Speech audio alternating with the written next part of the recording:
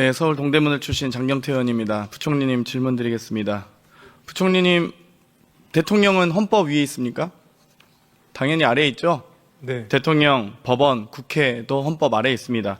유일하게 헌법 위에 있을 수 있는 사람은 국민 아니겠습니까? 주권자인? 네. 결국 헌법을 해석하는 궁극적인 최후의 보루는 국민입니다. 그렇기 때문에 국민들이 위임한 권한으로 저희가 이 자리에 서 있을 수 있다고 생각합니다. 그렇지 않습니까? 네, 일단 그렇게 부총리님은 그 자리에 어떻게 임명되셨습니까? 대통령이 지명하신 거죠? 네. 네, 그렇습니다. 그런데 지금 대통령이 있는 상황입니까? 지금 우리나라에? 국민 주권자로부터 위임받은 권한을 행사하는 대통령은 없습니다. 맞습니까? 네. 예, 그래서 오히려 이런 참 괴뢰적인 상황을 저희가 이제 종식해야 된다고 생각합니다. 지금 현재 정권은 민주적 대표성을 상실했고 또 정권의 정통성도 파기된 상태다. 그렇기 때문에 현상 유지만 해야 된다고 생각을 합니다. 지금 부총리께서는 당연히 지명 이후에 인사청문회를 거쳐서 국무위원회 자리에 가신 겁니다. 맞습니까? 네, 맞습니다. 하지만 총리처럼 국회 본회의 동의를 받는 건 아니지 않습니까? 네. 또한 부총리께서 대통령 권한대행이 된다 할지라도 차관이 국무위원을 대신합니까? 그렇지 않습니다. 왜냐하면 그냥 신분은 차관이고 이 역할이 장관 대행인 것이죠. 이 국회법이 정하는 절차, 인사청문회를 거치든지 총리 이상은 국회 본회의의 동의를 받도록 되어 있습니다. 그게 바로 헌정 질서라고 우리는 보통 배웁니다. 아마 우리 부총리께서 아마 제가 보기엔 4월 30일부로 다시 권한대행이 되실 것 같습니다. 그렇게 그 예측은 어려우시겠죠? 지금 어제 제가 귀국하셨으니까요. 네. 이 한덕수 국무총리의 헌법재판소 탄핵 기각 사유를 보면 이 헌재의 위헌적 상황은 다 인용하고 있습니다. 하지만 시기적인 부분에 대해서 지체 없이 임명해야 한다는 부분에 대해서만 강제의 효력을 발휘하지 않는다라고 합니다. 그런데 헌재 판결 이후에도 임명하지 않았던 최성모 부총리의 이 사실 사유는 저는 탄핵 인용 사유라고 생각합니다. 당시 한덕수 총리의 탄핵 심판과는 완벽하게 다르다고 말할 수 있겠습니다. 다시 한번 이 부분을 4월 30일 날 또다시 대통령 권한대행이 되실 것 같아서 이 자리를 빌어서 공개적으로 말씀드리고 싶고요.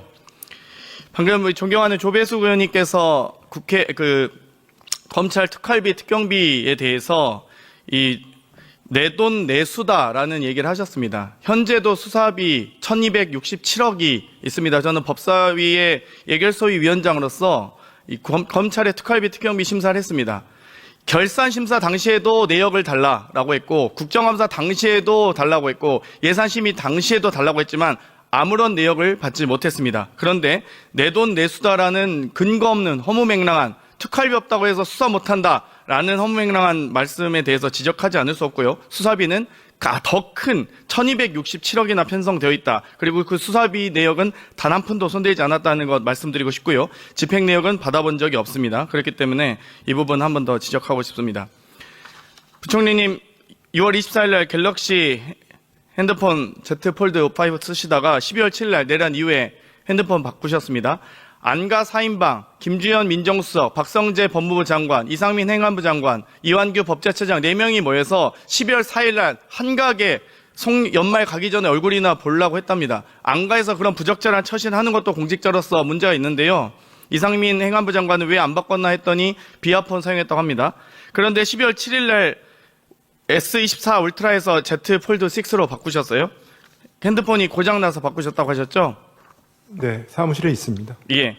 그러면 그 내용에 사실상 내용에 이 주소록이나 혹은 자료 같은 거 삭제하신 거 없으신 거죠? 그건 없습니다. 초기화하시거나 삭제하신 거 없으셔야 됩니다. 증거인멸이 될 수 있기 때문에.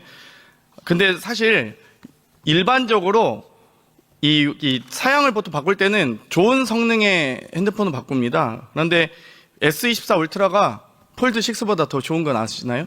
전 잘 모르겠습니다. 예, 해상도 면이나 배터리 수명이나 충전 속도나 카메라 성능 등이 모두 다 좋습니다. 근데 보통 핸드폰 살 때 좀 저는 개인적으로 그게 더 화면이 크기 때문에 선호합니다. 네, 알겠습니다. 그렇게 답변하실 것 같았습니다. 오영주 우리 중기부 장관님 질문 드리겠습니다. 네.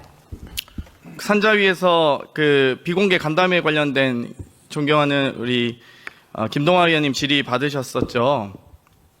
국무회의에서 4월 8일 국무회의 전에 사전 간담회에 참석하셨죠? 참석했습니다. 예. 네.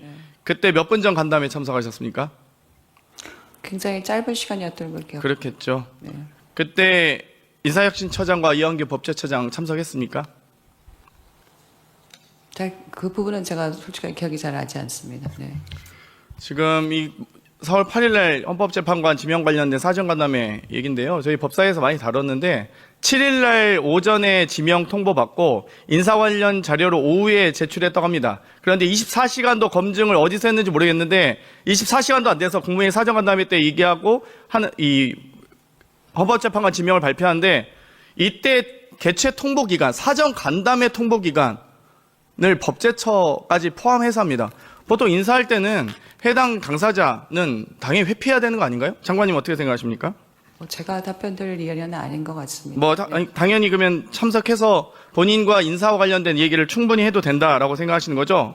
저는 그냥 사전 간담회가 있다고 알고 갔고 사전 간담회가 계속해서 국무회의 중에 있었기 때문에 그렇게 저는 그럼 동의를 하셨습니까? 이완규 법제처장에 대한 헌법재판관 임명에 제가 대해서. 김동아 의원님 말씀에도 말씀드렸지만 질의에도 뭐 저희 국무위원들이 어떤 특별한 입장을 내는 그런 자리는 아니었다 이렇게 말씀드렸습니다. 법률 검토는 받은 것으로 알고 있다고 하셨죠? 답변을?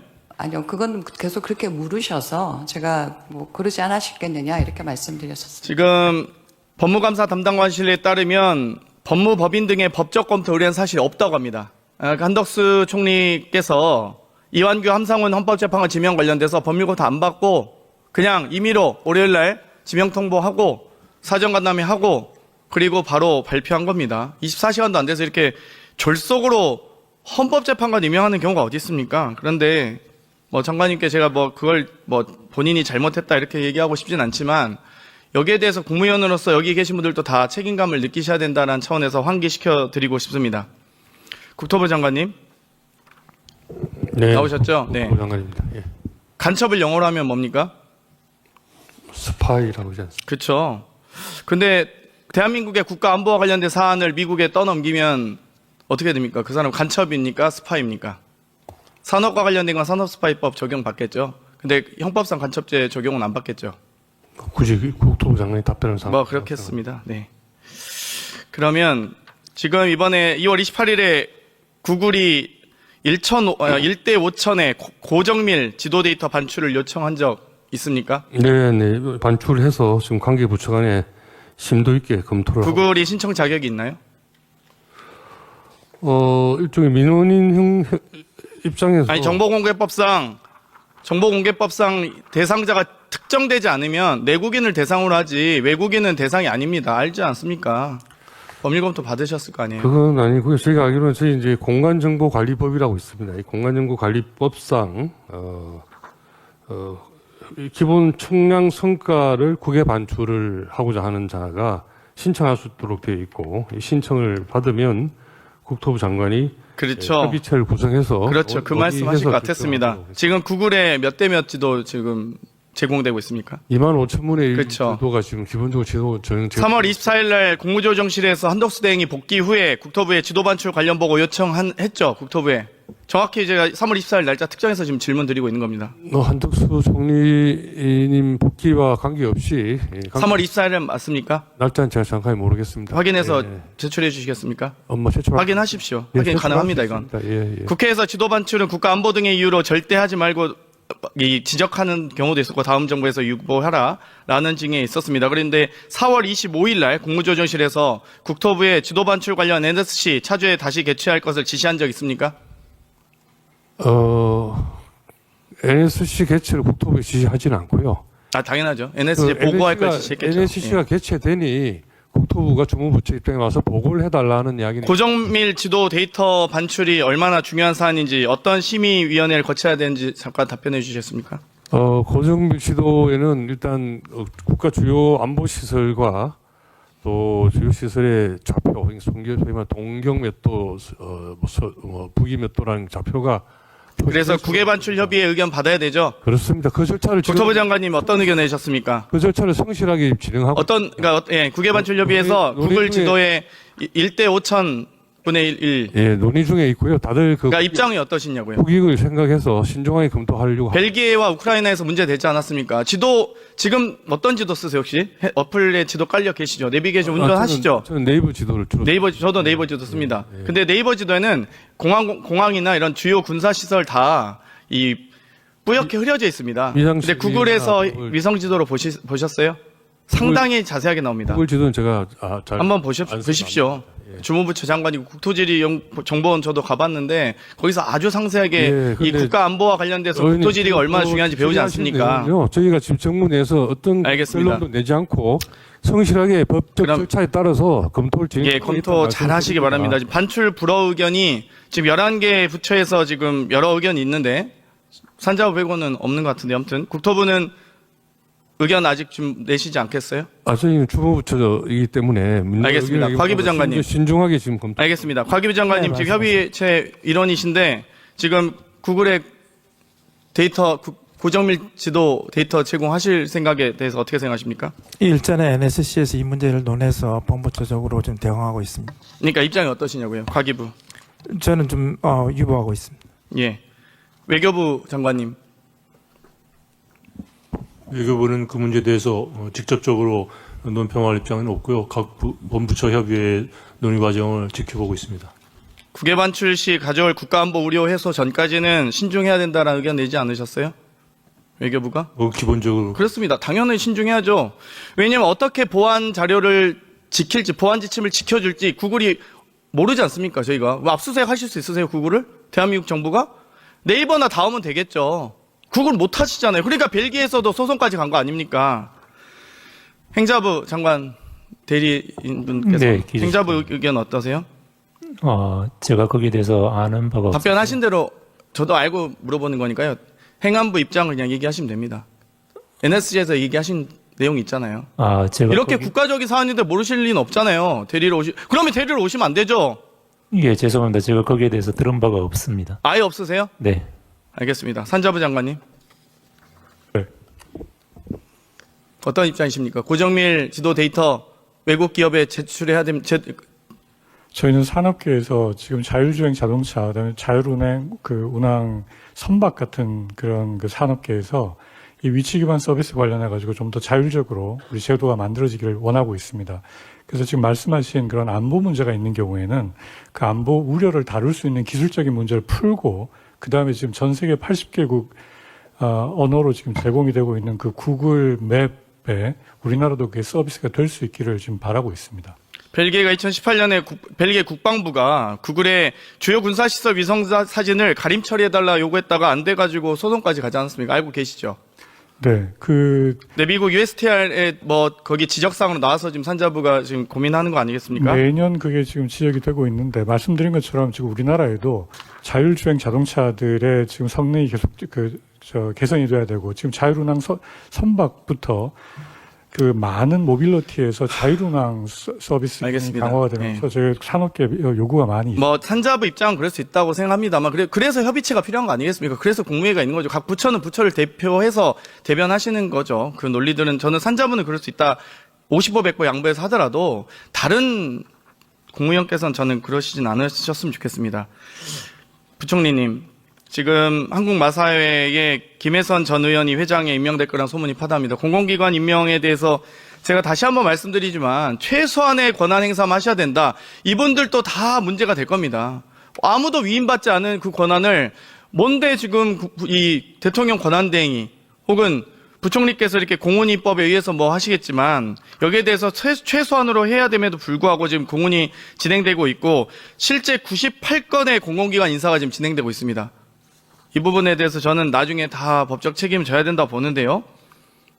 마사회의 김혜선 전 의원이 내정되셨습니까? 그 부분은 일단은 저희는 공훈위는 최소한의 절차적인 것이고요. 그거는 농식품부 장관의 제청에서 지금 권한대행이 임명하는 절차로 알고 있습니다. JDC는 국힘 당협위원장 출신 고기철 서귀포시 당협위원장 또는 부상일 제주을 당협위원장이 올라와 있습니까? 그 지금 말씀하신 건 아마 공훈위 대상은 아닌 것 같은데요. 지금 그 부분은 왜냐하면 그때 민주당에서 31명 발표한 것 중에 공훈위 대상은 4명. JDC 이사장 후보자. JDC는 여기 저는 알지 못합니다. 저희는. 광해광업공단은 지금 황영식 사장 내정됐죠. 그것도 저는 알지 못합니다. 한국관광부사 지금 15개월 이상 공석돼서 정진석 라인이냐 김건희 라인이냐 온 천지가 다 아는 얘기인데 이 부분도 이용호 전 의원 내정되셨습니까? 그거 저도 알지 못합니다. 그리고 지금 아까도 말씀드렸듯이 지금 공훈위 같은 경우에는 해당 절차, 해당 부처에서 올려달라고 하면 저희가 이제 따라서 지금 올려주고 있는 그런 상황이고요. 말씀하신 사항 중에 공훈위 대상 기업은 상당히 극소수입니다. 네.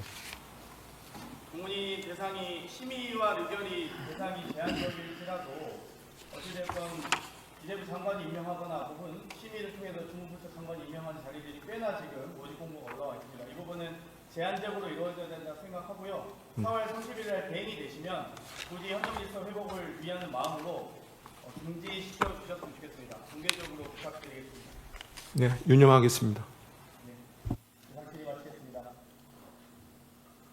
자, 그러면 지금부터 잠시만 주목해 주시기 바랍니다. 제가 구독자분들을 위해서 선물 하나를 준비했는데요. 제가 항상 여러분들께 드리는 말씀이 있습니다.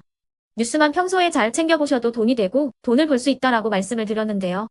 여러분들은 여기 보시는 삼성전자 뉴스를 보고 어떤 생각이 드세요? 아니면 정치인들의 뉴스, 날씨 뉴스를 보고는 어떤 생각이 드시나요? 그냥 뉴스만 보고 끝내는지 아니면 이 뉴스를 어떻게 이용할 수 있는지 이 부분을 고민하고 계시는지를 되물어보고 싶습니다. 그 이유가 뭐냐 하면 제가 지난번에 여러분들께 뭐라고 말씀을 드렸었죠? 지금은 반도체 섹터를 눈여겨보셔야 한다고 말씀드렸습니다. 그리고 나서 이런 썸네일들 뉴스를 통해서 많이 보셨을 겁니다. 반도체 내용이 이슈가 됐을 때 부자들은 어떻게 생각한다? 반도체 관련주들은 뭐가 있는지, 어떤 종목이 가장 좋은지, 어디에 투자해야 돈이 몰리는지 자연스럽게 생각한다고 제가 말씀을 드렸죠. 그 이유가 뭐냐 하면 부자들이 봤을 때는 이슈가 곧 돈으로 이어지고 그 이슈가 나에게 돈을 벌어준다는 경험적 확신이 있기 때문에 부자들은 항상 이런 사회적 이슈를 관심 있게 챙겨본다고 제가 말씀을 드렸습니다. 이번에도 마찬가지인데요. 제가 지난번에 시청자분들과 함께하는 주식으로 수익 내기 이벤트를 진행했었죠. 당연히 100% 무료로 진행을 했었고요. 여기 보시면 아시겠지만 제가 지난번에도 구독이라고 보내주신 모든 시청자분들께 반도체 관련주 중에 가장 크게 급등할 딱 한 종목, 많은 종목도 아니라 한미반도체 한 종목을 여러분들께 추천드렸어요.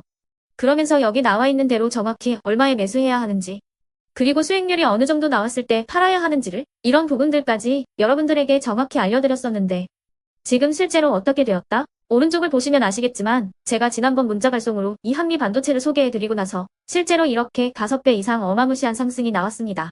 100만 원만 투자를 했어도 무려 500만 원이 넘는 수익금이 생긴 거죠. 그래서 당시에도 굉장히 많은 분들이 제가 드린 이 한미 반도체로 수익을 내실 수가 있으셨을 텐데요. 다시 한번 축하드린다고 말씀을 드리겠고 이번에도 마찬가지입니다. 앞으로도 2024년, 2025년 계속해서 기대해볼 섹터는 AI입니다. 그 중에서도 AI 반도체는 그 누구도 부정할 수 없는 미래 성장 산업입니다. 그러면 우리가 어떻게 생각해 볼 수 있을까요? AI 반도체 종목 중에 앞으로 크게 대장 역할을 하면서 10배 이상 급등할 수 있는 텐베고 종목을 지금부터 열심히 추적해야 한다는 겁니다. 큰 돈을 투자하지 않더라도 월급의 일부분 아주 소액이라도 이 종목을 모아가야 수백 %의 수익률을 손에 쥘 수 있는 것이죠. 지금 여러분이 보고 계시는 이 유튜브 또한 AI 반도체와 아주 밀접한 연관이 있고 반도체야말로 대한민국의 핵심 산업으로 앞으로 더더욱 시장은 성장할 수밖에 없습니다. 그렇기 때문에 제가 이번에도 뭘 보내드리고 있냐면 지난번과 똑같이 구독이라는 문자를 보내주시면 제가 AI 반도체 관련주 중에 앞으로 대장주 역할을 하면서 주가가 가장 크게 급등할 한 종목을 여러분들께 문자 발송으로 종목명과 사고 파는 시점을 모두 알려드릴 건데요. 그 문자를 받고 여러분들이 주식으로 돈 버는 연습을 한번 해보셨으면 좋겠고요. 혹시라도 나는 주식을 하지 않는다 하시는 분들은 주변에 주식하시는 지인분들에게 말씀을 해주셔도 되고요. 아니면 연세가 있으셔서 투자가 어렵다 하시는 분들은 이 종목을 자녀분들에게 한번 사봐라. 이걸로 한번 수익을 내봐라. 이렇게 조언을 해주실 수도 있는 거겠죠. 그래서 지금 이 영상을 보시는 시청자분들 중에 나도 이번 종목이 좀 궁금하다 하시는 분들은요. 누구나 상관없이 그리고 어느 시간대나 상관없이 부담없이 010-2514-5930번으로 구독이라는 문자 보내주시면 제가 이번에도 똑같이 무료 추천 급등주 문자를 보내드리겠습니다. 이해되시겠죠? 제 번호 010-2514-5930번으로 구독이라는 문자 보내주시면 여러분들이 직접 이슈를 통해서 돈 버는 연습을 해보실 수가 있는 거고 제가 돈을 받는 것도 아니고 투자를 대신해 드리는 것도 아니기 때문에 부담 없이 신청해 주시면 되는 겁니다. 그리고 수익이 나면 저는 다른 것은 하나도 바라지 않습니다.